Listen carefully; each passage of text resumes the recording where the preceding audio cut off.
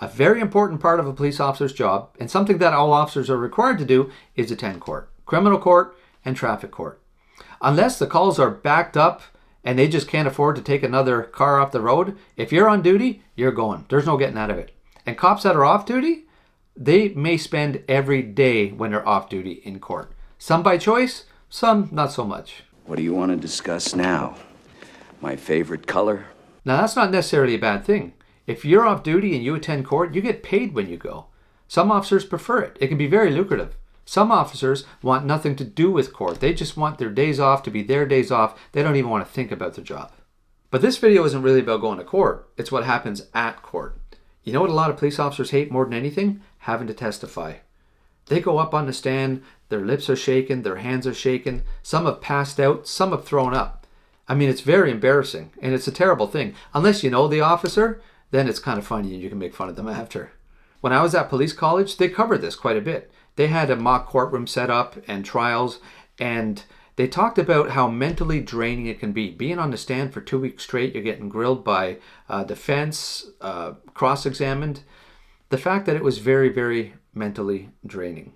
And almost every single person who had experience talked about how much worse criminal court was than traffic court. They would rather go to traffic court any day over criminal court. Now, personally, it never really bothered me all that much. Now, let me make it clear. I was never an expert at testifying. Not like some people are, not like some units, homicide and all that. Just to watch them, they're actually fantastic and you learn a lot. Now, I'm going to share my opinion on this, and I hope it makes sense to you. But I would rather testify in criminal court any day over traffic court. And as a coach officer, some of the new recruits would accompany me to court, where I ended up testifying, and I gave them some advice that apparently to this day is still helping them. And it's helped me along my career. And this is the advice that was given to me by a senior police officer when I first started. Now, I've seen way too many tickets get thrown out in court, traffic court, because the officer couldn't articulate, they didn't have the answers for certain things. So, for example, speed cases getting thrown out because questions were raised about the calibration of the radar or lidar. They just couldn't be answered. Cases thrown out, red light tickets thrown out because questions were raised about the mechanics of the actual light itself, how many seconds between yellow and red, between green and yellow, you name it. Now, traffic officers, I've seen a lot of traffic officers, so those whose jobs are traffic enforcement or they work at traffic services, I've seen them testify. And let me tell you, they barely get anything thrown out of court. They are amazing at what they do. They think of things that a lot of primary response officers, they just wouldn't think of. And they testify so often. They're just actually dynamite to watch on the stand. So there's a clear difference. And the defense, they know when you're new. They'll know what your weaknesses are. Just like with a traffic cop, they're probably going to want to plea. And listen, after a while, you get to know everybody. You get to know the defense. You get to know the different JPs, the court clerks, the court officers. Half the time you go for lunch with them or you grab a coffee in between cases. Not if you have an active case with them. But listen, they're fantastic people to hang out with, and you learn a lot from each other as well. Some of the representatives are ex-police officers, and you talk about all kinds of different things. They're a wealth of information. But here's my attitude about court. So going back to criminal court now, what most people have a harder time with. As long as I didn't lie, I didn't plant evidence, I didn't write something in my memo book that didn't take place or that I wasn't sure of, as long as none of those things happened, then there's nothing that anybody can say to me, whether it's a supervisor, defense, under cross-examination, whatever the case, there's nothing anybody could ever say that would get me into trouble or put me in a spot that I didn't want to be. And if you're asked a question and you don't know the answer to it, then you say you don't know the answer to that. If you don't recall something, then say that you don't recall. Don't make something up in your head what you think might have happened. If you don't recall, you don't recall. As long as you're telling the truth, then what could you possibly get tripped up on? We did an exercise at police college many years ago where there was 2 crime scenes. One of them was a physical crime scene. The other one you had to make up in your head. And you would walk around the physical crime scene. It was a kitchen. You could see where the fridge is, the stove, the microwave, the table, the pattern on the table, the floor, where the knife is, a clock on the wall. And then you make one up. And you really had to you had to make up a kitchen, different than the one that was there.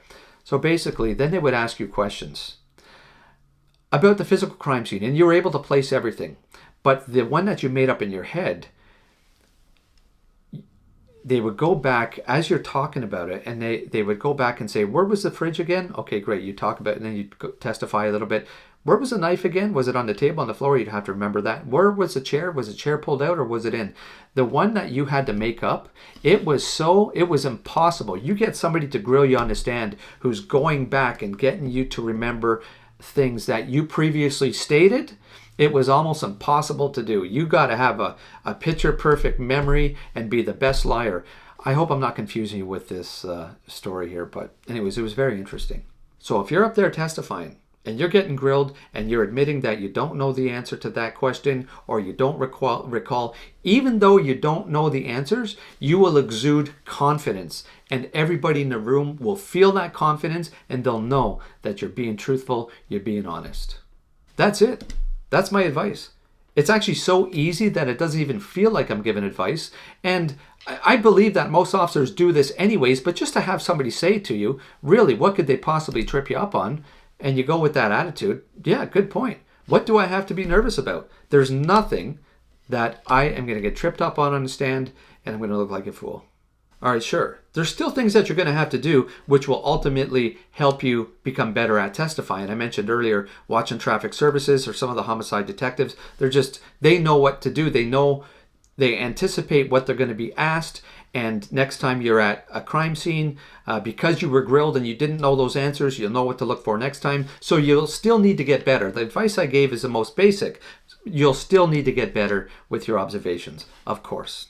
But again, if you do your job with a pure heart and the best of intentions, and you go home with a clear conscience, which is something that money cannot buy, you'll never have to worry about it.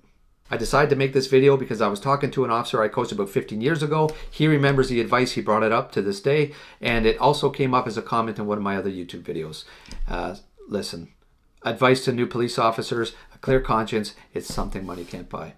Thank you so much for watching this video. This was a longer one. If you've made it this far, thank you so much. I mentioned the YouTube comments. If you want to leave a comment, I read every one. I respond when it's appropriate to do so, and it could even be the topic of another video. So once again, thank you so much. Be safe out there, look after one another, and perhaps we will see you again.